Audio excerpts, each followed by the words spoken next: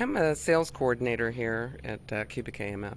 Well, I basically provide overall support to the sales team, to the North American sales team. So it's sales reporting and event planning and things of that nature.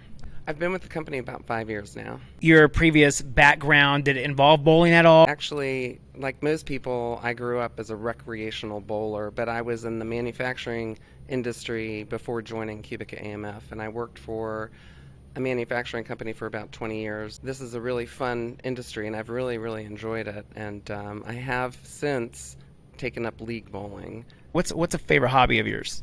I really enjoy gardening, and I'm an avid swimmer too. I do like to bowl recreationally still, and I haven't been back to the league because of COVID, but I'm looking at getting back into league bowling as well.